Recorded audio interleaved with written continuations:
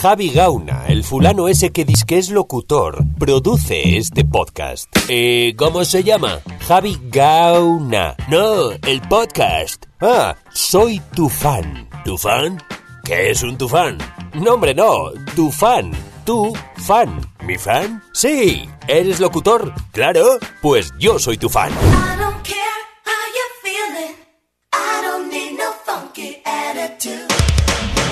Bienvenida, bienvenido a Soy tu fan, podcast hecho por y para locutores con home studio.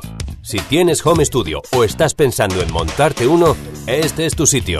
Hoy nos visita Ander Mombiela, locutor irundarra, de Irún, España. Ander nos cuenta que está recién instalado en Madrid y que ya está pensando en cómo montarse su nuevo estudio de locución en la Capirucha del Reino. Hablamos de doblaje en euskera, de cómo está el asunto en las salas y en las escuelas de doblaje. Hablamos de redes sociales, de cómo encarar un guión, de locución, vaya. Así que, como dicen por allá, a lo que te truje, chencha, pásele a lo barrido. Welcome to Soy tu fan. Nada, estaba haciendo, mientras tanto estaba haciendo unos calentamientos de estos vocales. Sí. ¿Tú haces calentamientos, Ander?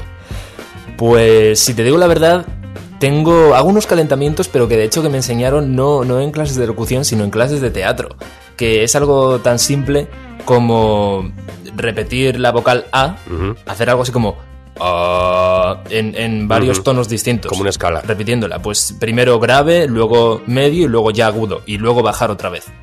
Pero por ejemplo, yo me agarro, esto lo cogí de Emma Rodero.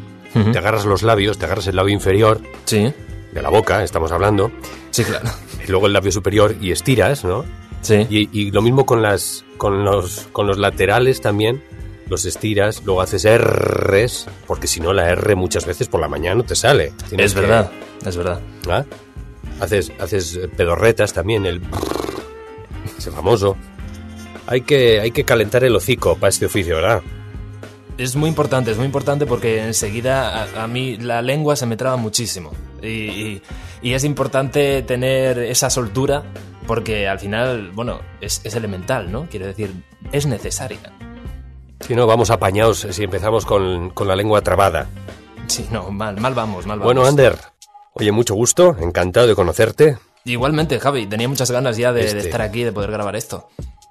Qué bien, ser modus. Oso ondo, eta zu, zer moduz? Ondo le vai. ¿De dónde eres, tío? Pues yo soy de Irún, justo de la frontera. De la frontera y nada, he estado hasta allí hasta hace nada que me he venido ya a Madrid. Y estudios y todo. ¿Vives en Madrid ahora? Ahora mismo sí, me he mudado hace 2 meses. ¿Por tema de trabajo también o...? Pues no precisamente, tenía muchas ganas de un cambio. Y he elegido a lo mejor el momento más oportuno, ¿no? Ahora mismo, en esta situación en la que estamos viviendo. Pero bueno, ha surgido así, digamos que ha surgido así. Y ahora mismo estoy asentándome un poco y estoy ya empezando a buscar cositas a ver qué cae por ahí. Muy bien. ¿Ya conocías Madrid? Sí, de hecho, porque estuve un año viviendo aquí cuando terminé la universidad, hará unos 5 o 6 años aproximadamente, porque hice aquí un máster de locución y presentación para radio y televisión. Es un nombre muy largo, pero bueno, era ese. Sí, bueno, veo que también escribes, también llevas un podcast, luego hablaremos de todo eso. Ander Mombiela desde Irún, ahora desde Madrid. Así es. Yo te hablo desde Vitoria. Poquito de euskera manejo yo, porque aquí en el sur ya sabes cómo somos. Bueno. Aunque cada vez se habla más, mi hija ya con 6 años ya lleva 1 año aquí en Vitoria. Sí, ¿qué tal? Y ya casi sabe más que yo, entonces te das una idea. Es que ya sabes, los niños son como esponjas, es una pasada. Sí, no, y que aquí tampoco antes, quiero decir, cuando yo iba a la escuela, había muy poquito no era el mismo modelo educativo que hoy. Hoy prácticamente todo lo que dan en clases es en euskera y tienen el castellano como asignatura, mientras que antes era al revés en la mayoría de las escuelas, de los colegios. Sí. Pero bueno, vamos a lo que nos ocupa. Me decías que trabajabas mucho en euskera. Sí, de hecho la mayor parte de mi experiencia profesional con la locución y el doblaje ha sido en euskera. Ha surgido así, yo he estado escuchando los podcasts que has hecho con Borja y con Bernie y decía, bueno, yo realmente voy a venir aquí, no tengo tanta experiencia como ninguno de vosotros tres, porque decía, madre mía, ¿dónde me he metido? Cuando os escuchaba hablar sobre los trabajos que habéis hecho. Pero bueno, sí, habla de ellos porque yo llevo relativamente poco en esto también, ¿eh? Pero sí, la verdad que sí han sido... Son unos profesionales estos dos. Sí. Y seguro que tú también, tío. Otra cosa es que tengamos un recorrido más corto. ¿Has hecho doblaje en euskera también? He hecho doblaje, de hecho es lo que más he hecho, ha sido doblaje en euskera. He doblado muchas series animadas, un montón de animación, sobre todo series de DreamWorks, como El Rey Julian, el de Madagascar, pues le hicieron una serie y por ahí salía yo haciendo de varios personajes. Los Croods también, que es esta serie de DreamWorks, que era una película y luego... ¿Hicieron serie de los Croods? Hay serie de los Croods, efectivamente. Lo que pasa que no es con animación 3D, es en animación tradicional. Sí. Y luego la que fue para mí un bombazo, que fue Merlí, la serie catalana. Sí. Que la doblaron, no solo la doblaron al español, también la doblaron al euskera. No, que el doblaje en español, según tengo entendido, ha tenido bastantes quejas. Es que lo que pasó con Merlí es que en el doblaje español mezclaron voces de actores de doblaje con las voces originales de los actores de Merlí. Entonces quedaba como una mezcla un poco rara. Pero claro, se escuchaba en el capítulo doblado, ¿se escuchaban voces dobladas y voces originales? No, lo que se escuchaban estaba todo doblado al español, lo que pasa que algunas voces eran de actores de doblaje y otras voces eran de los actores originales. Ah, que se doblaban a sí mismos. Eso es. Entonces, quieras que no, sí que se notaba la diferencia. Sí, suena raro uno eso, sí. Es una mezcla un poco extraña, sí. ¿Y te tocó hacer a ti el doblaje en euskera? Exacto, sí. En euskera no teníamos ese problema porque ninguno de los actores originales hablaba euskera, por lo menos que yo sepa. Entonces teníamos bastante bagaje ya en el tema del doblaje. Y claro, hay tal cantidad de personajes en esa serie que al final me tocó hacer uno de ellos que aparecía al final de la primera temporada, que se llama Oliver, que es interpretado por Iñaki Moore. Y ya se queda para las 3 temporadas, así que la verdad es que fue un papel muy, muy guay. Oye, ¿y dónde? Ahora estando en Madrid no vas a poder doblar en euskera, supongo, ¿o esto lo hacías en remoto? No lo hacía en remoto. De hecho, lo hacía en el estudio Mixer, que está situado en Bilbao. Sí. Y de momento no voy a poder doblar en euskera, a no ser que me salga algún proyectillo, alguna locución que ya he hecho alguna vez para la Universidad de Deusto, por ejemplo. Pero de momento estoy asentándome, ahora mismo estoy bastante centrado en los podcasts, que es un mundo en el que me he sumergido hace poco y estoy encantado. Ya he visto. La verdad. Sí. Tienes un montón de episodios. Es un podcast, bueno, se llama Lumac, creo que es Lumac, Plumas, sí. Plumas en euskera. Exacto. Y es un podcast sobre todo centrado en escritura, ¿no? Claro, de ahí el nombre, sobre Literatura. todo por el tema de la pluma de escribir. Entonces, surgió como muchos podcasts que han surgido este año durante la cuarentena. Dijimos, vamos a hacer algo innovador, vamos a hacer un podcast en esta cuarentena, que es lo que está haciendo medio mundo. Sí. Pero lo que pasa es que lo hago junto a Eleazar Herrera, que es escritora también como yo. Y teníamos ganas un poco de hablar de nuestras cosas de creación literaria, sobre todo. No solo de decir, pues a nosotros nos gustan estos libros o nos gusta escribir de esta manera, sino qué es lo que nos ayuda a escribir o qué proceso hemos pasado desde que empezamos a escribir y cómo hemos evolucionado, ¿no? Qué cosas nos han ayudado. Entonces empezamos así poquito a poco y ya estamos en la segunda temporada y la verdad es que está teniendo buena acogida. La verdad es que tenemos un grupo de Telegram hace poco que lo hemos hecho y estamos haciendo ahí una comunidad muy, muy chula. Es pequeñita todavía, pero de momento la gente está animada. Sí, es lo que estoy viendo. Tenéis un montón de episodios y así como dices tú que durante la pandemia empezaron un montón de podcasts y demás, yo creo que es un porcentaje muy reducido el número de podcasts que todavía siguen, que hayan ido más allá de 2-3 episodios. Que dices que muchos han tirado la toalla, no se han quedado por el camino. Exacto, o sea, vosotros habéis seguido adelante. Sí. Sí, no, la verdad es que es un proyecto que nos emociona bastante. De hecho, a lo tonto nos está abriendo algunas puertas. Hace poco se celebró, por ejemplo, la Hispacon, que es una feria que se hace todos los años de literatura fantástica, ciencia ficción y terror española.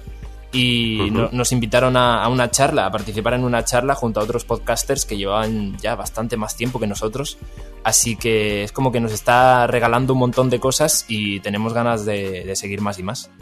Joder, qué chulada, sí. Sí. Lo haces Está con muy bien. tu compañera Eleazar Herrera, también es Exacto. escritora ella. Es escritora también, efectivamente. Sí. De hecho, ella... Oye, y ahora en Madrid... Sí, perdona. No, iba a comentar como que ella es como... siempre de alguna forma u otra es como que nuestra experiencia escritoril, por decirlo así, ha estado bastante unida porque nuestra primera novela salió como en septiembre de 2017, aunque con editoriales distintas. Y yo ya la conocía de antes por un amigo y entonces es como que siempre veía como iba a intentar seguir un poco los pasos, ¿no? Porque ella también organizaba charlas y este tipo de cosas, entonces poder participar en un proyecto así con ella la verdad es que es una gozada. Sí, no, y si os nota, he escuchado algún capítulo y se os nota que tenéis muy buen rollo entre vosotros y pues siempre se agradece el tener otra mano ahí, otros ojos y otra mente, claro, ¿no? A la hora de hacer este tipo desde de luego, proyectos. porque tú lo que haces aquí solo tiene mucho mérito, ¿eh? Yo, la verdad es que lo del proyecto del podcast lo tenía pensado desde hace mucho, pero no acababa de animarme porque decía, igual si lo hago yo solo es como demasiado para mí. Sin embargo, tú te has lanzado a la piscina y, oye, el resultado de momento está muy, muy guay.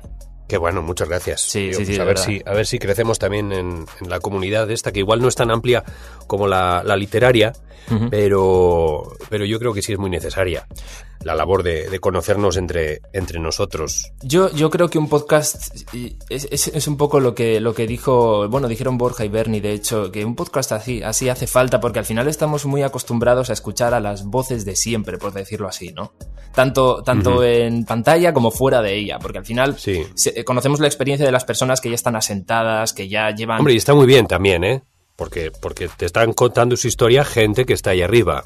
Eso está claro, porque al final siempre todo suma, ¿no? Pero al mismo tiempo es muy útil, sobre todo para gente que está empezando, que conozca como todo, ¿no? O sea, que tenga una visión más global de lo que sucede. Así que un podcast así, pues yo lo veo bastante necesario, la verdad. Porque igual a veces nos vemos desde nuestros estudios o como lo tengamos montado, y si solo vemos a esos grandes que están ahí, como que se nos puede hacer un poquito cuesta arriba, ¿no? Como decir, hostia, hasta que yo llegue a ser como estos, pues sí. ¿Por dónde voy a tener que pasar? ¿Cuánto tiempo voy a poder vivir mientras tanto de esto? Entonces, yo creo que si escuchamos a gente más como nosotros, que quizás no todos los meses logremos alcanzar un cupo de trabajos suficiente y demás, pues eso nos puede animar. El hecho de saber que hay más como nosotros y de saber cómo lo hacen ellos también para tirar para adelante. Por ejemplo, yo tengo una duda contigo, ahora que me has dicho que estás en Madrid. Dime, sí. Me comentaste que tenías un Rode NT1A. Así es. Y una Sennheiser, creo, una tarjeta de sonido. Es una Steinberg UR22. Una Steinberg. Tenías tu estudio allá en Irún y ahora en Madrid, ¿cómo te lo vas a montar para grabar desde casa? Pues es una buena pregunta porque de hecho una de las cosas que me preocuparon al venirme aquí es que yo antes grababa, al final el estudio lo tenía montado en casa, entonces tenía una buena acústica por cuestiones de casualidad y porque me lo había currado un poco y entonces no tenía mayor problema. Todo salía muy bien. Aquí al llegar me preocupó un poco que las paredes, por ejemplo, son más finas que las que tenía allí. Entonces es como que se escuchan más ruidos. Y eso es un problema, claro, eso es un problema. Entonces ya me ha pasado varias veces de estar grabando el podcast a lo mejor y tener que hacer un pequeño parón o luego si lo tengo que editar luego yo, no me preocupa porque estoy acostumbrado y la verdad es que con la herramienta de reducción de ruido me va bastante bien. Entonces...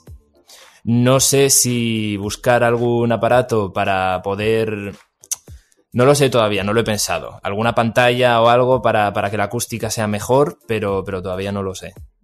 A lo mejor ahora que llega el Black Friday me lo pienso, pero... Sí, bueno, sobre todo para el tema de ecos, porque, a ver, una Exacto. cosa es insonorizar que es algo muy difícil y muy caro. Uh-huh.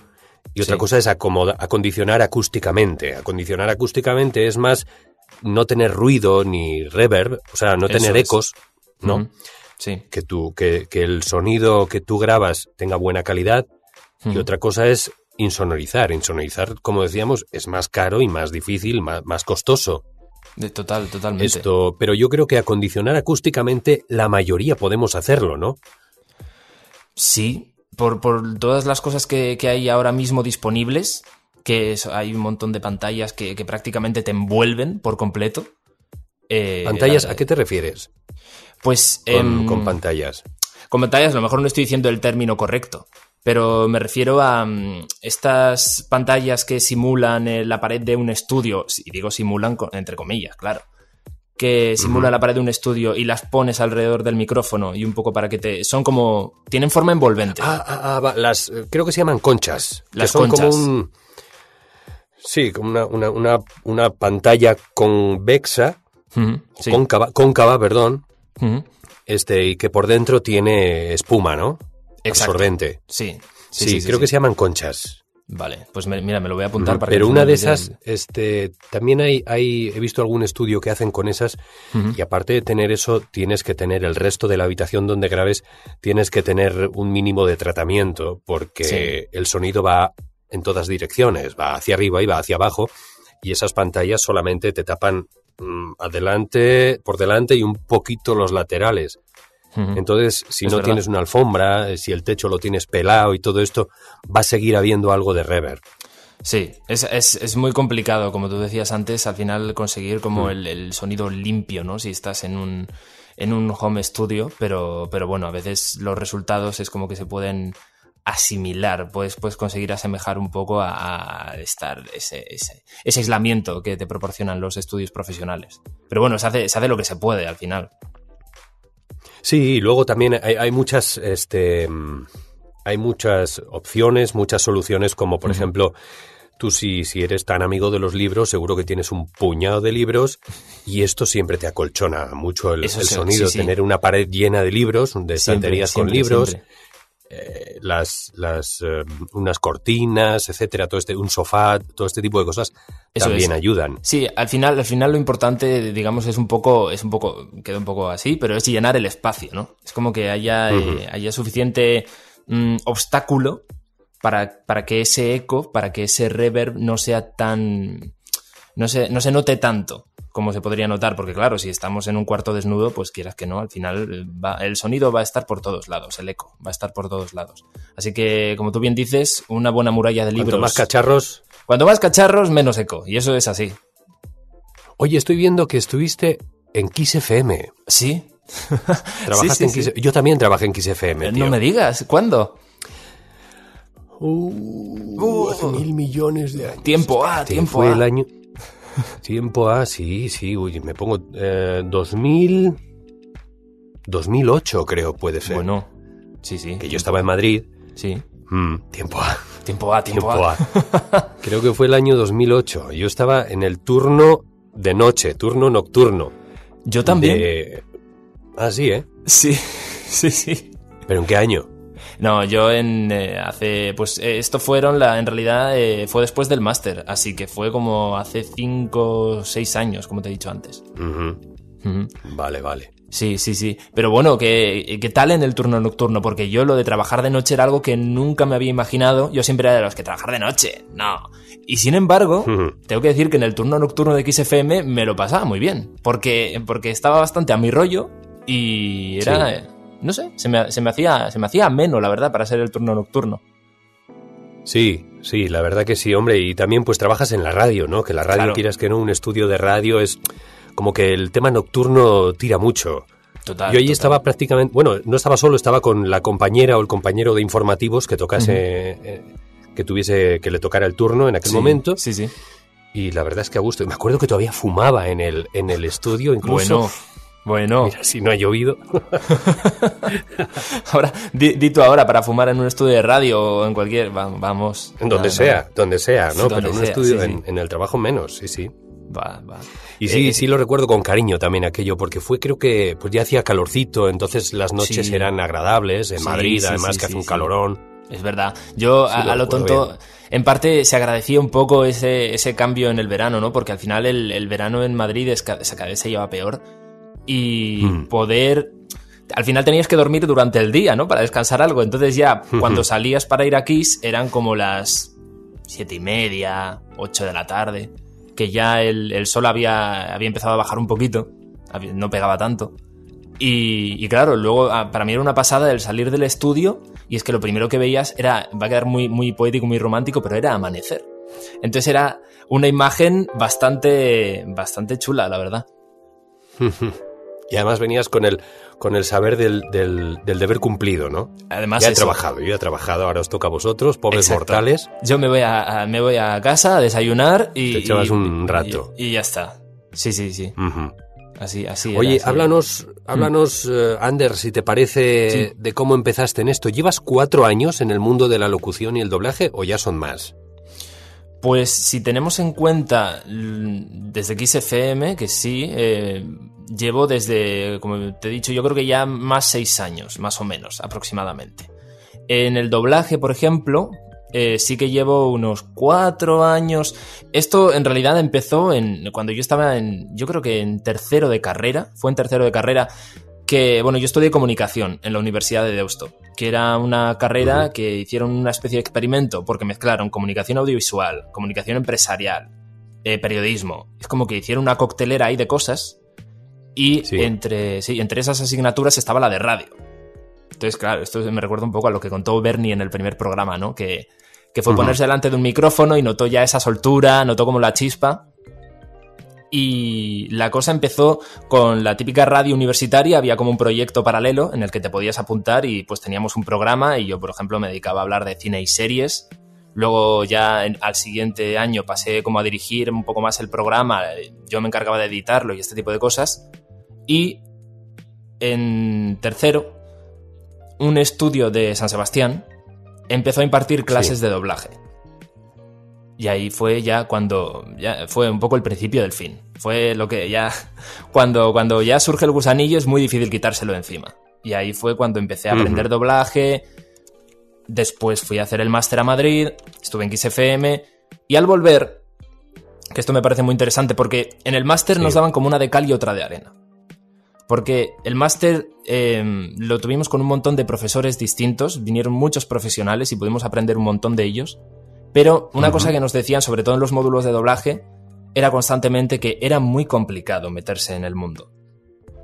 Que era muy complicado, que en los estudios ya no se hacían pruebas, por mucho que les mandaras las demos, que era todo estaba todo muy cerrado y al final, para intentar meterte en el mundillo, tenías que pasar bastantes años en una escuela de doblaje, que se familiarizaran contigo y entonces pues que un buen día te empezaran a hacer pruebas. Que ese solía ser el proceso, normalmente. Entonces yo volví a Irún, volví a la zona de Donosti, con las demos que eran como el trabajo de fin de máster que habíamos tenido que hacer y dije, no tengo nada que perder, ahora mismo no tengo que hacer otra cosa. Me compré también el micrófono y la Steinberg, la tarjeta de sonido. Sí. Y con esas demos, más las que hice luego en casa, empecé a mandarlas por los estudios más cercanos. Pues por Bilbao, por Vitoria también mandé alguno, por San Sebastián. Yo diciendo... ¿En Vitoria mandaste demos de doblaje? Sí. Pero te digo porque descubrí... Básicamente lo que hice fue buscar estudios de grabación y a ver si suena la flauta. Y como me aparecieron un par en Vitoria, allí los mandé. Sí, es verdad. Sí, tienes razón, sí. Está Sonora Studios. Sonora Studios, yo al menos no conozco más, pero sí, tienes razón, perdona. Perdona que te he cortado. No te preocupes, que me estoy extendiendo yo también. Termino ya. La cosa es que no me respondieron de ninguno, como yo esperaba, excepto del de Bilbao, que para mí fue una sorpresa. Porque claro, a mí todo lo que me habían dicho en el máster es como estas cosas no pasan. Y me respondieron al mail que yo les había mandado con otro mail diciendo que que les había gustado mi voz, que estaban interesados en hacerme una prueba, que a ver si podía acercarme a Bilbao para que lo hiciera. Y así fue. Fui a Bilbao, hice una prueba, les gustó, una cosa llevó a la otra. Primero empecé a hacer pues lo típico, voces de extras, voces de fondillo, y poco a poco me iban llamando para más y más, porque sí que es verdad que al final cuanto más te vean en el estudio y más te escuchen, más se van a acordar de ti. Eso es verdad. Y así fue un poco como empecé. Ok, y ahora en Madrid, ¿cómo piensas hacerle para el doblaje? Porque tengo entendido que está bastante más complicado el hecho de que, claro, ahora con el puto COVID tampoco es tan fácil entrar de oyente. Creo que no te dejan entrar a las salas de oyente. Yo diría que no. Está pues bastante... Sí, está complicado. Como ya te digo, todavía estoy un poco ordenando las ideas sobre qué hacer y cómo hacer, pero no lo sé, porque claro, yo me imagino que de probar por aquí sí que tengo algunos profesores del máster que recuerdo, podría preguntarles cómo está la situación o cómo ven ellos, qué me van a decir, pues como siempre o peor, pero bueno. Pero por probar... a tirar de contactos, sí. Sí, y luego también tengo mucha curiosidad porque no sé ahora mismo cómo se están haciendo las clases de doblaje aquí. No sé cómo se están haciendo los cursos porque me parece muy raro, ¿no? De hecho, una de las cosas que me sucedió antes de empezar toda la pandemia fue que yo llevaba ya como una temporada sin pasar por Bilbao porque al final el tema del doblaje en Euskadi es un tema muy delicado, está pasando por un mal rato desde hace ya unos años, cada vez hay menos curro. Bueno, no te cuento nada nuevo, esto lo sabes seguro. No, de hecho, para el que le interese el tema, no sé si conozcas el podcast del Último Take. Sí. Que lo lleva Claudio Serrano y Álvaro Reina. Sí. Y tienen lo he escuchado, episodio 31, lo tengo aquí delante, con Xavi Alquiza, no sé si lo conozcas tú. Sí, de hecho Xavi Alquiza me ha dirigido varias veces, sí. Ah, sí, Bueno, pues tienen el episodio número 31 del Último Take, del podcast del Último Take, esa entrevista con él, con Xavi Alquiza, en el que habla de la situación del doblaje en Euskadi y dan ganas de cortarse las venas, tío. De verdad está muy crítico el panorama por aquí. Es terrible. Este tema. Es terrible y además lo peor es que ahora mismo pues es como la situación no podría empeorar aún más porque no solo hay poco curro y bueno, las tarifas no paran de bajar, sino que encima hay dos bandos, ¿no? Que eso es lo peor que puede pasar al final, que nos peleemos entre nosotros. Entonces es una situación muy compleja. ¿Cómo dos bandos? Pues o sea, los que aceptan trabajar barato y los que no. Exacto. Entonces es una situación muy compleja y no sé qué va a pasar. Es que no tengo ni idea porque al final bueno, es que lo dice Xavi Alquiza en el Último Take, que los que tendrían que apostar por el doblaje vasco es el propio gobierno vasco. Y también los directivos de la ETV, que al final es la cadena autonómica, ¿no? Sí, el ente público que... Exacto. Y que se tal debe y como preocupar de eso. Sí, entonces pues es un tema bastante... Dan ganas de llorar porque es una pasada pensar, yo he crecido con los dibujos en euskera, al final en la época de los 90, que fue como la época dorada del doblaje allí en Euskadi. Y ver cómo se ha ido degradando la profesión poco a poco es muy triste, pero pues sí, quién sabe si esta época de cambios que hay ahora y que yo pienso que tú puedes aprovechar allí en Madrid, quizás porque ya ves que dicen, ¿no? Que en época de crisis están los que se hunden más y están los que le ven ven la luz al final del túnel, ¿no? Aprovechan. Sí, no dicen siempre como que no sé en qué idioma, no sé si en chino o algo así, crisis significa oportunidad o algo así, no sé si es verdad. Ándale, pero... una cosa de estas de Mr. Wonderful también, pero que, bueno, que oye, si lo quieres aprovechar para tu beneficio, pues le puedes sacar jugo al asunto. Yo creo que sí. Y en cuanto a lo que me comentabas de las clases en Madrid, siguen dándolas.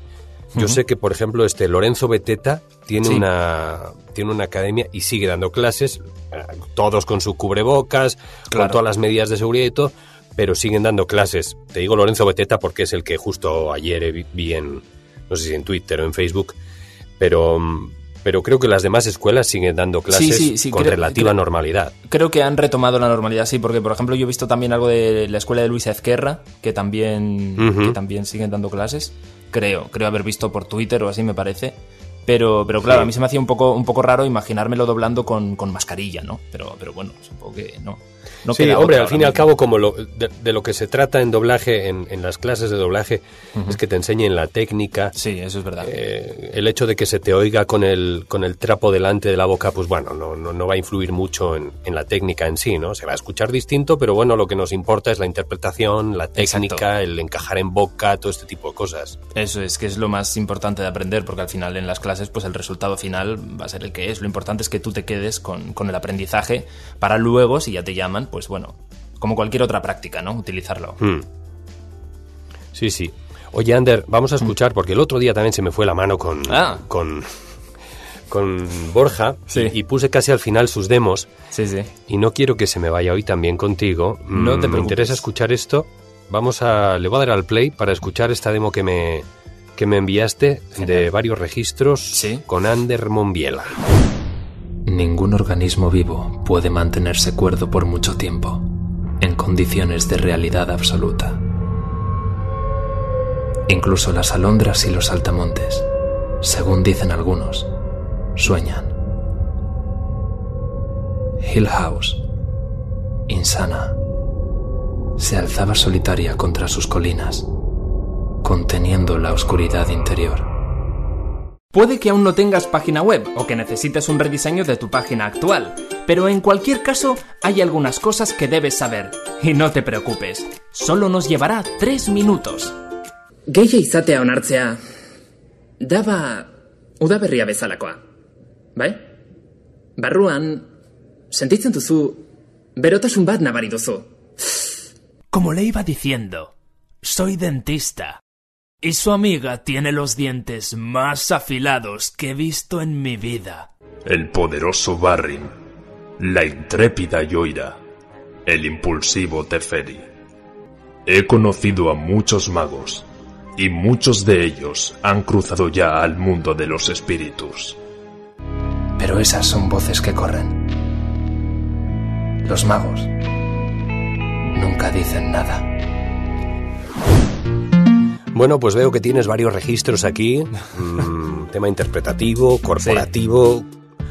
Sí. ¿Te la has producido tú mismo, imagino? Sí, la he producido yo. Todos son cortes de... ¿Son trabajos propios? Son trabajos... Sí y no. Hay un poco de todo, Hay algunas cosas que hemos hecho para el podcast. Hay otras cositas que sí son de doblaje, por ejemplo, creo que hay un corte de la serie de Merlí. El que es en euskera, precisamente. Okay. Luego también está algún corte que he hecho para el podcast Noviembre Nocturno. Que no sé si lo conoces, pero... No. Pues te recomiendo que lo escuches porque... ¿También lo llevas tú? No lo llevo yo, lo lleva Alberto, que es un buen amigo mío. Pero es un podcast que ha ganado por segundo año consecutivo el premio del público de iVoox. Y se dedica prácticamente a radioficcionar relatos sobre todo de terror. Y tiene una gran fanaticada, sobre todo en Latinoamérica. Y está muy bien. Para mí es un lujo. Cada vez que me llama para hacer de algún personaje en alguno de los relatos, es una pasada. Noviembre Nocturno, sí. Muy bien, pues me lo anoto para echarle un vistazo. Yo hace poquito colaboré con Historias para ser leídas, no sé si lo conoces también. Sí. Con Olga Paraíso y Arima Rodríguez. Sí. Arima Rodríguez es la que escribe la mayoría de lo que se escucha. Y Olga pues se carga a las espaldas la mayoría de las grabaciones, ediciones y todo el currazo que lleva por detrás. Bueno, es que es un curro, ¿eh? Cuando te toca editar también. Yo lo paso bien editando, pero sí que es verdad que se me va el tiempo. Yo no soy consciente, pero se me va el tiempo cuando abro el proyecto y cuando lo cierro. Es como que digo, ¿dónde están mis horas? Se han marchado. Es que es así. Y eso que es un proceso más sencillo del que parece, ¿no? Luego ya depende un poco de la dificultad o que le quieras meter. Si quieres meter música, si quieres meterle efectos, eso ya pues lo complica todo un poco porque tienes que ir probando hasta encontrar el tono adecuado, lo que sea. Le quiero meter reverb o le quiero poner una voz más grave, lo que sea. Pero Uy, bueno. Es un hándicap que yo tengo y una cuenta pendiente, tío, el tomar un curso de edición bueno. Sí. porque yo la mayor parte, vamos, la poca o mucha edición de audio que sé ha sido totalmente de manera autodidacta. Sí, sí. He aprendido por mi cuenta, viendo tutoriales y demás, pero sí me interesaría tomar un buen curso de técnica, de edición de audio, porque creo que me ahorraría muchísimo tiempo a la hora de editar. Eso seguro. Mira, yo realmente curso como tal de edición no he hecho tampoco. Yo lo que aprendí, lo aprendí de la carrera de la universidad, de la asignatura de radio. Y luego, igual que tú, luego todo por mi cuenta, de ir probando efectillos, de ir buscando tutoriales de estos que te encuentras en YouTube y ya está. Y de momento a mí me vale con eso. Obviamente sí que... También porque el programa que utilizo yo creo que es de los más básicos, porque yo utilizo el Audacity, que es Ok. Sí, y con ese como me va bien y sobre todo tiene la herramienta que para mí es la más útil de todas las herramientas, que es reducción de ruido. Que es una gozada esa herramienta. Pero hay que tener cuidado con esa herramienta, creo yo, ¿no? Porque si te pasas un poquito, como que te robotiza un poco. Te robotiza la voz, sí. Por eso es importante no darle demasiadas pasadas. Tienes que estar atento. Tienes que estar atento de que cuando digas, vale, la voz empieza a sonar raro, no, me he pasado. Eso tienes que encontrar el equilibrio al final. Pero bueno, sobre todo para eliminar este ruidillo de fondo que se escucha muchas veces con los micrófonos, que es el bzzz ese, la verdad es que es bastante útil porque lo erradica bastante bien. ¿Y no te quita muchas respiraciones también? También, sí, también. Yo a veces a la hora con algún audiolibro sobre todo, o trabajos en los que no hay por qué eliminar todas las respiraciones, porque la respiración te da esa naturalidad, ese ser humano, ¿no? Totalmente. Que igual en publicidad no lo necesitas, pero en otro tipo de trabajos como un corporativo que sea un poco más intenso, más cercano, un audiolibro, ahí sí tienes que tener respiraciones. Precisamente las respiraciones es lo que no te da Loquendo. Esos tipos de... estos ¿cómo se llaman? Text to speech, estos sistemas que tú escribes y que muchos tenemos o tienen miedo de cómo va avanzando la técnica de estos sistemas. Yo creo que queda mucho para que estos sistemas nos sustituyan totalmente a los locutores de carne y hueso. Pero a la hora de quitar todas las respiraciones, todo este tipo de cosas que hacen los trabajos más humanos, le estamos facilitando el trabajo a los loquendos, creo yo. En realidad sí, ¿no? Porque, mira, lo de las respiraciones es un debate que yo tengo siempre, porque digo muchas veces, se nota demasiado la respiración, pero luego elimino la respiración y digo, pero se nota forzado ahora. ¿Cómo? Se nota, parece que es una máquina lo que está hablando. Sí, más artificial. Entonces sí que es verdad que, como tú bien dices, depende mucho del producto a lo que vaya dirigido, ¿no? A esa locución. En los audiolibros, al final, se pide cierta naturalidad, sobre todo porque hay muchas inflexiones para que la lectura sea más fluida y más entretenida. Entonces, si eliminamos las respiraciones, nos cargamos esa... Porque muchas veces la frase no empieza con la primera sílaba en sí, empieza a lo mejor con la respiración previa, ese tono que le quieres dar a la frase. Entonces, si te cargas la respiración, muchas veces la frase ya no va a tener la misma intención o va a reducirse la intencionalidad de esa frase. Y bueno, lo que has dicho de Loquendo, pues espero que no suceda nunca, así que... Pues, yo de pronto ves, te llegan por ahí programas que ves cómo tú metes un texto y lo locuta a la máquina y lo hace muy bien, tío, sorprendentemente bien. A ver, una cosa es hacer un texto más o menos plano, un texto pues medio corporativo así. Vale, lo hacen bien, no te das cuenta de que es una máquina en ocasiones. Pero a mí me gustaría poner, pero a la hora pero todavía no se les puede poner bien a prueba si les quieres meter una intencionalidad, una emoción, algo así. Esto todavía no lo hacen. Y de aquí a 10 años, hace 5 años, este tipo de programas no se acercaban a lo que son hoy. Entonces, dentro de 5 o 10 años no sabemos hasta dónde van a llegar. Yo creo que sí van a quitarnos una buena parte del pastel.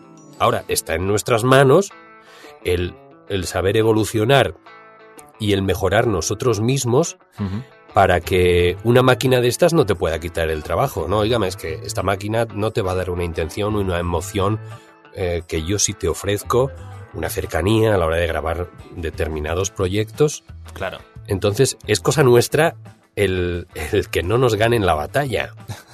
A lo mejor es en locuciones más corporativas pueden colarlo, ¿no? Pueden colarlo en esas voces más sin alma, por decirlo así, pero precisamente en otras locuciones en las que se pida interpretación, o precisamente como tú hablaste con Borja el otro día, que se pida como algo que no suene tanto al locutor, ¿no? Que esto lo piden mucho ahora, algo que suene de calle, plan, tíramelo, que suene de calle, que es como si se lo estuvieras contando a un amigo. Pues eso al final sí que es verdad que tendremos que ver cómo van evolucionando estos aparatos y estos softwares, pero una máquina no te va a poder dar eso. A día de hoy, por lo menos. Luego lo que puedan conseguir con el paso de los años ya no lo sé, pero es como tú bien dices, el alma, ¿no? El alma de las locuciones necesita de una intencionalidad y es muy importante. Es muy importante eso. Sí, yo creo que será algo parecido a la imagen real versus la imagen realizada a través de ordenador o de computadora. Sí, sí. Que la de computadora sí hay muchas... Sí, se hace una parte del trabajo con ordenador, hay muchas películas, series, producciones cinematográficas realizadas íntegramente por ordenador, pero se sigue haciendo con imagen real mucho. Totalmente. Entonces es lo que yo decía, yo creo que sí se van a llevar una parte del pastel. Bueno, y quienes menos emoción sean capaces de imprimir en sus proyectos, esa parte sí se va a quedar fuera, yo creo. Es verdad, respecto a lo que dices del CGI, me ha recordado a las últimas películas de Star Wars en las que ya salen actores que han fallecido, ¿no? O sea, son actores a los que les han puesto el rostro de actores que ya han fallecido. Y realmente da el pego. Da mucho miedo esto. Pero sí que es verdad que, como tú bien dices, si se locuta, hay que trabajar mucho la expresión y la intencionalidad. Por eso también muchas veces dicen que no solo son útiles las clases de locución, obviamente, sino las de teatro o arte dramático. Y esto es verdad, porque al final, cuando lo primero que tienes que hacer en un teatro es leer un texto. El guión te lo dan en un texto y lo que vas a tener que hacer es interpretarlo antes de que te lo aprendas de memoria. Y es como el primer paso de la locución al final. Quiero decir, tú tienes que saber leer un texto, las inflexiones, la intención, la expresión. Es muy importante, es elemental.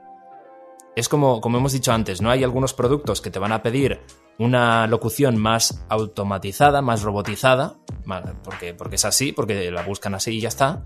Pero hay muchos otros en los que es necesario saber interpretar también, y eso es muy importante. Así que, como tú bien dices, si hay gente que no quiere quedarse si no quiere que una máquina, que Loquendo le quite un trozo del pastel, que empiecen a interpretar y a saber controlar las expresiones, las emociones con la voz.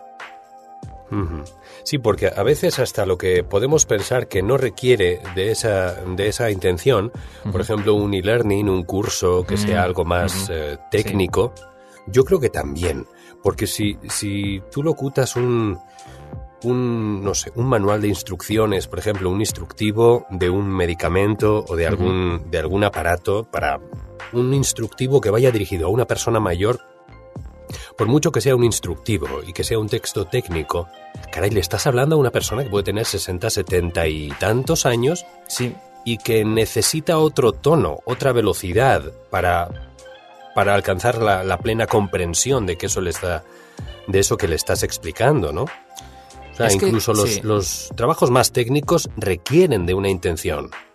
Es muy importante eso porque hay que tener en cuenta muchos factores, como bien dices, a la hora de realizar una locución. Mucha gente se piensa que es llegar al estudio, por ejemplo, o coger el texto, ¿no? Que te pasen el texto y dices, pues lo locuto y ya está.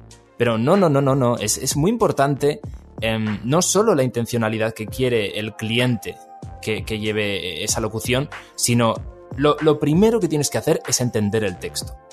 Es que es vital. A mí esto me lo han repetido 1000 veces. Tienes que entender el texto. Si no entiendes el texto, estás perdido.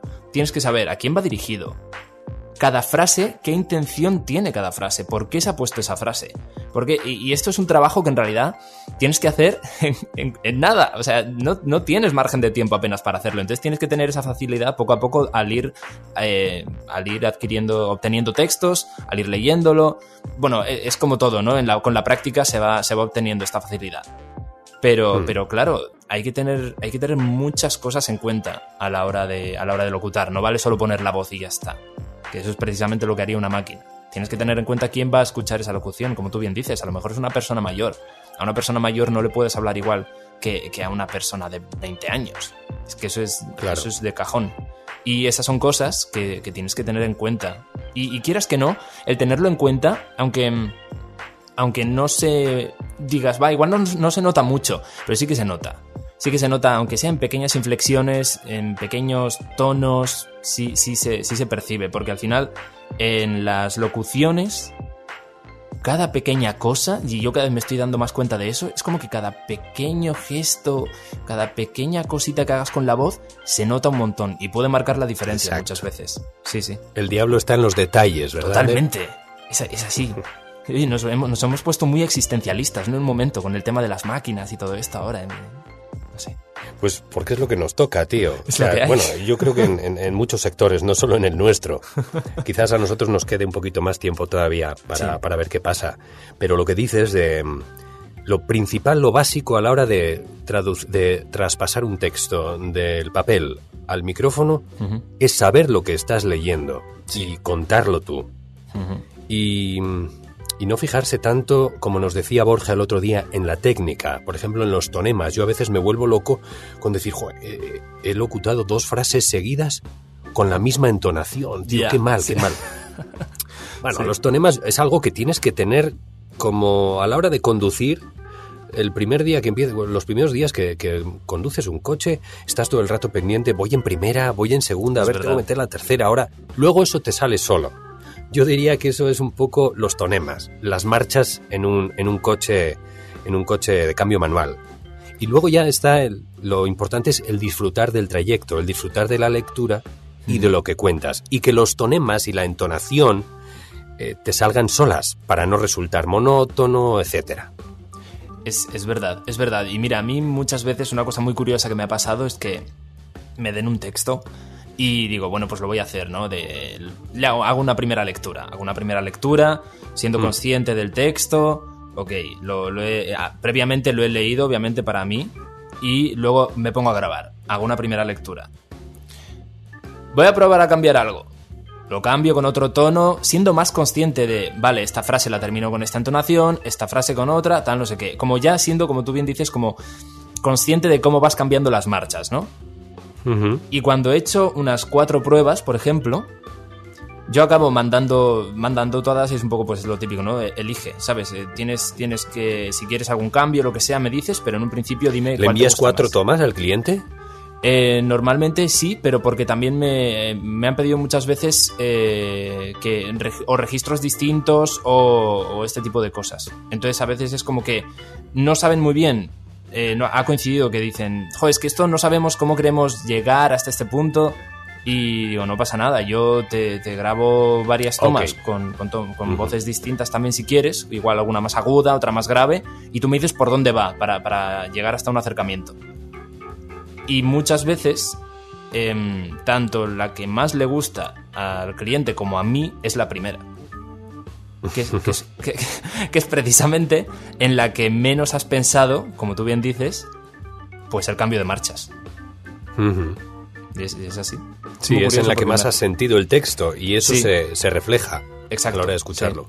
Sí. Se nota un montón. ¿Cuáles son el tipo de trabajo que más disfrutas? Porque sé que haces voz corporativa para empresas, bueno, nos has contado que haces doblaje también, publicidad, supongo. ¿Qué es lo que más disfrutas? En realidad me voy a quedar con el doblaje, pero el doblaje me lo paso genial, sobre todo si son dibujos animados y se puede poner voces y hacer el tonto, es una gozada. es una gozada porque te puedes soltar y normalmente es lo que te dicen siempre, ¿no? Que puedes empezar muy arriba, es más fácil que empieces arriba y luego se vaya bajando, ¿no? En intención y todo esto, que quedarte ya desde el principio un poco tímido o lo que sea. Entonces el doblaje, sobre todo en animación, te ayuda a eso. Y tengo que decir que, aunque todavía profesionalmente no he hecho ningún audiolibro, gracias al podcast estoy empezando a locutar pequeñas partes de momento hemos empezado con pequeños trocitos, pequeños fragmentos de historias que colocamos al principio de cada episodio, pero la idea es empezar a radioficcionar relatos, que es algo que vamos a empezar a hacer ya en breve para el podcast, y los vamos a publicar alternándolos con los episodios normales.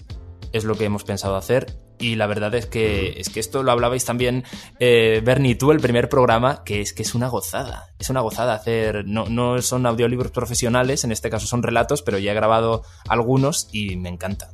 Es muy guay. Sí. Una última cosa, bueno, ya casi, una última cosa para ir cerrando. Sí. Tienes varios libros escritos, ¿correcto? Técnicamente, libros, solo tengo uno. Porque el resto han sido... Cliché, sí. Cliché. Sí, cliché. Porque el resto han sido relatos que he publicado en antologías con otros escritores. Antes que... Vale. Sí. Uh-huh. Y cuéntanos de qué va Cliché, porque creo que hablas de cine, creo que hablas de, pues precisamente de clichés, ¿no? Exacto. Mira, es que la historia de Cliché surgió de una forma muy... Fue todo muy... Es que fue de casualidad, fue de chiripa. Pero la cosa es que yo he escrito muchas cosas para la editorial Pulpture, que es para la que se ha publicado también Cliché. De hecho, estas antologías de las que te he comentado fueron convocatorias abiertas, porque Pulpture por lo menos una vez al año suele hacer convocatorias de relatos. De hecho, durante esta pandemia, durante la cuarentena, hizo una también, que lo han publicado ahora mismo. Y bueno, primero empezaron organizando un concurso de relatos de humor y ciencia ficción. Y yo era la primera vez que mandaba, no, es la segunda vez que mandaba algo a un concurso. Y no había escrito nunca humor. O sea, yo estaba a lo mío, escribiendo cosas para mí sobre todo. Y lo mandé y salió muy bien. Y a partir de ahí, pues empezaron a hacer otras convocatorias, yo seguía participando y al final me dijeron, oye, ¿por qué no te animas si nos mandas algo un poquito más largo? Que tenemos una línea de novelas cortas, de libros de bolsillo, que a lo mejor una historia tuya ahí puede estar bien. Entonces yo fui a mirar qué tipo de géneros trataban en esas novelas, y sobre todo tenían puesto en la página web que buscaban cosas o de novela negra o de aventuras. Que luego en realidad me dijeron que lo tenían más abierto a ciencia ficción, terror y fantasía, pero bueno, en ese momento yo es lo que vi. Sí. Y como no me atrevía a meterme en una novela negra, a pensar en un misterio y todo esto, porque la cosa es que me dijeron, se nos ha caído un autor en el último momento, ¿puedes mandarnos algo en 15 días? Y fue como, sí, pero al mismo tiempo no, pero claro, eso no se lo dije. Entonces fue como, sí, puedo mandar. Empecé a pensar en temas de novelas de aventuras y de historias de aventuras. Y lo único que me venía a la cabeza eran las típicas imágenes de Indiana Jones siendo perseguido por una roca gigante, buscando tesoros, Tomb Raider, Lara Croft, etcétera. Y entonces dije, pues, vale, voy a juntar todos estos clichés de historias de aventuras y voy a hacer un protagonista que sea cazador de tesoros, pero que sea consciente de que es el protagonista de la historia y que sepa que nunca lo aciertan en los tiroteos, que siempre se va a salir con la suya y que se aproveche de eso hasta la saciedad. Entonces surgió así, en realidad. Surgió así y salió una novela... Claro, si lo digo yo es un poco trampa, pero me han dicho que es muy divertida. Y... He leído muy buenos comentarios al respecto, sí. Oh, sí, qué bien. Uh-huh. Y me alegro. Y, sí. Y no, la verdad pues ya me está picando a mí, así que me la tendré que conseguir también por ahí. Ojo, pues es probable que... Bueno, probable no. Ya se ha comentado que en 2021 hay continuación. Así que, sí, ¿eh? Sí. Qué bueno. Oye, ¿dónde la podemos conseguir, esta obra tuya, Cliché? Pues Cliché ahora mismo se puede conseguir en la tienda online de la editorial Pulpture, que lo voy a deletrear porque es un nombre un poco que se las trae. Que, bueno, es Pulp, eso sí, Pulp, y luego Ture, ya está. Como de cultura, pero de cultura pulp. ¿no? Exacto, sí. Este tipo de cultura que había en los 70s y por ahí medio... Me estoy metido en un jardincito porque no controlo mucho. Ánimo. Más que nada no sé cómo contarlo. Yo te guío, no te preocupes. El tipo de cine que le gustaba a Tarantino. Sí. Algo así. Que hay sangre, que hay algo de sexo, que... Un cine como que huele, ¿no? Algo sí, así. Sobre todo la literatura pulp lleva desde hace mucho tiempo y tuvo su apogeo hace ya bastante. Y trata, pero trata sobre todo de eso, ¿no? De aventuras, es un poco de todo, aventuras espaciales, espada y brujería, también puede ser muy pulp. Joder, pues no va por donde yo decía. Tú has tirado un poco por Pulp Fiction, pero... Sí, pero es que de ahí viene también, ¿no? Claro, viene de ahí porque mantiene un poco esa estética ensangrentada, esa estética de acción... Sí, no quiero decir que la cultura pulp venga de Pulp Fiction, sino al revés, que Pulp Fiction, Fiction viene de la cultura pulp. Yo luego, de todos modos, al final de cuando cuelgo el podcast en diversas plataformas y demás, en la descripción suelo indicar y hablar de los medios técnicos que nos cuenta el invitado. Entonces también... pondré un link a la página de la editorial y lo que nos cuentes tú. Genial. No nos habías dicho, me dijiste a mí, sí. Sí nos has dicho al comienzo del episodio, sí, que tienes un Rode NT1A. Exacto. De hecho, cuando Borja comentó en el último programa que habían sacado como el renovado, ¿no? La versión renovada del Rode, me quedé un poco, dije... Sí, el NT1. Sí. A mí también me picó un poco el gusanillo de realmente ¿se notará tanta diferencia? No lo sé. Porque al final yo llevo muchos años con este micrófono y no sé si llega hora de renovar, y en caso de renovar no sé si comprar ese o no. Entonces tengo esa pequeña duda. No sé qué hacer, pero bueno. Claro, y es que luego depende. Tú vives en Madrid ahora, tío, y ahí tienes tiendas a cascoporro de microfonía, de audio, etcétera.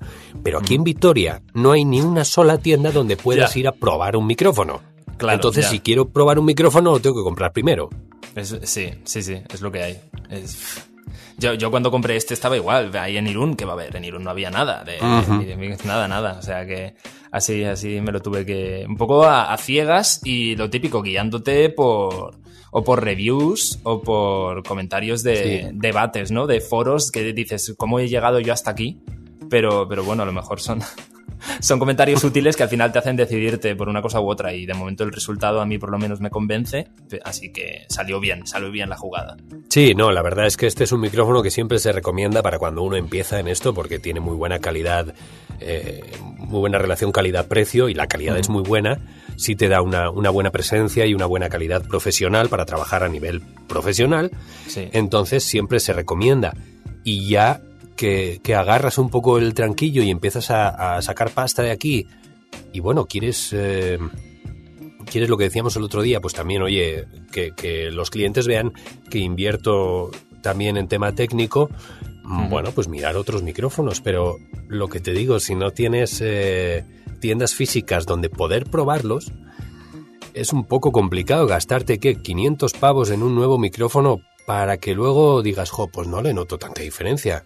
Es un poco a lo que te arriesgas, ¿no? Como tú bien dices, sin haber probado previamente el material, pero bueno, es a lo que estamos un poco acostumbrados a eso, me parece a mí. A comprar un poco a ciegas. Sí. No, que si alguien que nos está escuchando realmente sí sabe y sí controla de microfonía, igual está diciendo, ¿qué cojones están diciendo estos dos? Claro, ¿qué diferencia? Claro que la habrá, seguramente, si no existiría todo el enorme mercado de micrófonos. Claro que la hay. Ahora, ¿qué tanto cada quien tiene que valorar si le merece la pena gastar un dinero X en un nuevo micrófono? ¿Qué tanto beneficio te va a aportar? Eso está claro. Ahí está, seguro que hay diferencia.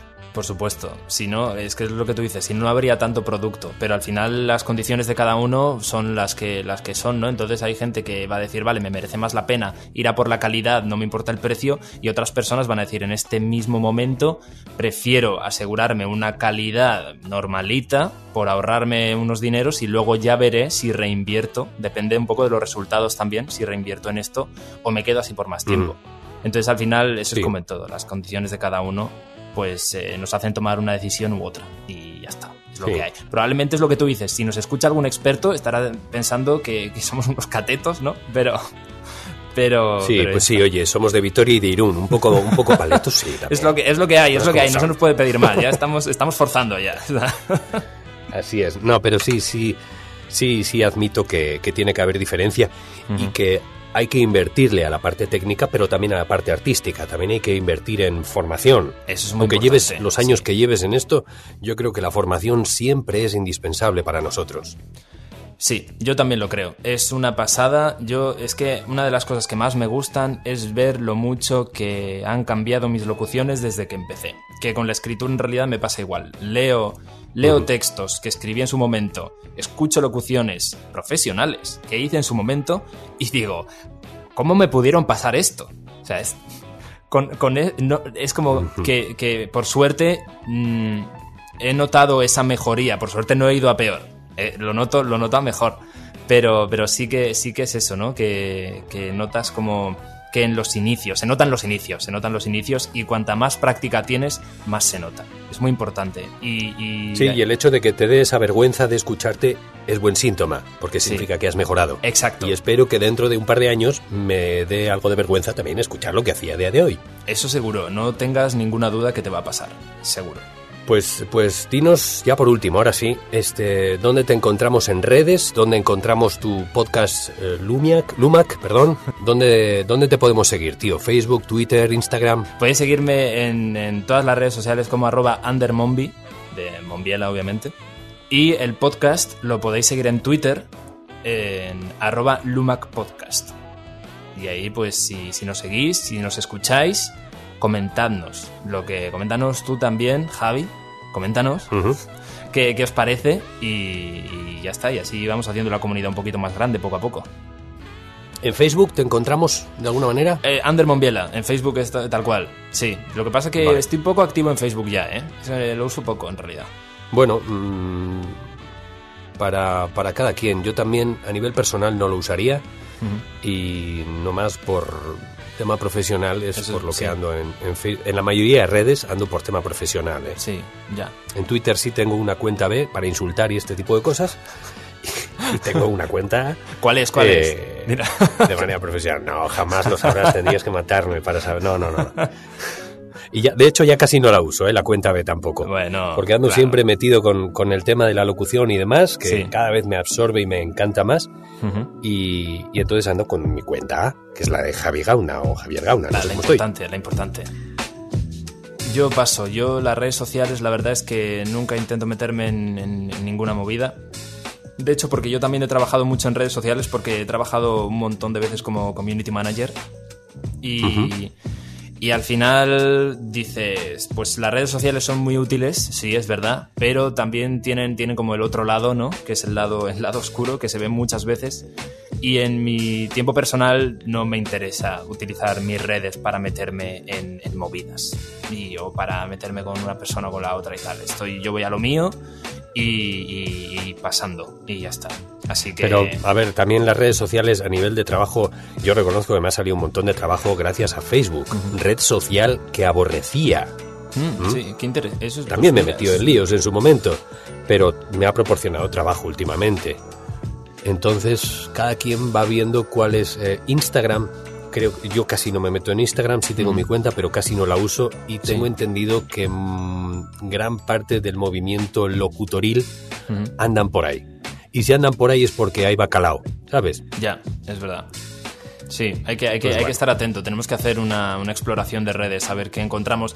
A mí me pasan últimamente, no tengo TikTok, es como dijo Bernie, no he caído en TikTok todavía, pero me pasan que muchas veces perfiles de locutores profesionales que están ya por TikTok y hacen vídeos de estos de esta es mi voz corporativa, esta es mi voz más tirada. Un poco en ese plan, ¿sabes? Y cada vez hay más, me parece a mí. Así que ojito con eso también, Sí, los he visto también. Sí, hay muchos has compañeros que tiran por ahí. Sí, yo lo que pasa es que como que los TikToks son muy improvisados. Sí. Y yo el tema improvisado no lo llevo muy bien, tío. Me da mucho miedo ponerme delante de la cámara y decir las 4 tonterías que se me ocurren, que para eso tengo el podcast. Claro, pero te iba a decir, dices que la improvisación no se te da bien y aunque tendrás una escaleta, unas preguntas preparadas, en realidad el podcast te va a ayudar mucho en eso. Pues quizá sí. Sí, no, y el TikTok, aunque lo veamos hoy, que la mayor parte del público de TikTok es adolescente o puberta, como tú dices, ya hay muchos compañeros que están metidos en esto, ¿no? Ya ves gente de más edad haciendo vídeos, haciendo cosas, y oye, si lo que decíamos antes, si te sirve a ti para atraer clientes o para que te conozcan y que esto te funcione a nivel en la profesión, pues perfecto, adelante. Claro, vamos. Claro, todo es lo que hemos dicho antes, todo suma. O sea que todo lo que se pueda utilizar a favor, pues bienvenido sea. Ander Monbiela, tío, pues te agradezco mucho que hayas estado con nosotros hoy. Desde Irún, desde Madrid. Sí, yo a ti, gracias todo también, el mundo. Javi, por invitarme. Sí.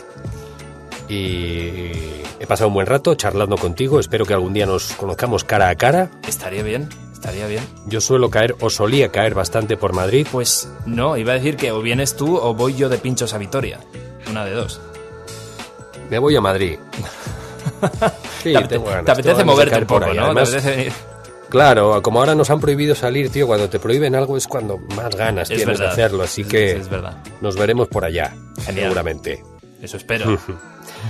Te mando un abrazo, Ander, que estés muy bien, tío. Cuídate mucho y que te vaya muy bien por Madrid. Igualmente. Muchas gracias. Hasta luego, agur. Agur. Y gracias a ti también por haber estado escuchando una vez más Soy tu fan. Como ves, vamos cumpliendo nuestra promesa de podcast semanal. Cada viernes lanzamos un nuevo episodio con locutores de aquí y de allá tratando los temas que nos interesan. Si quieres que charlemos de algo en concreto o algún asunto que te interese en particular, contáctame a través de las redes sociales, Facebook, Twitter, Instagram, ahí estoy como Javi Gauna o Javier Gauna, también en la web www.javiergauna.com. O aquí mismo, desde la plataforma en la que nos estés escuchando. Y si te ha gustado, ayúdame a expandir el mensaje a más gente, como si de una secta se tratase. De hecho, en época de pandemia, esta es una de las pocas cosas que se deben compartir. Te espero en 7 días, aquí en Soy tu fan.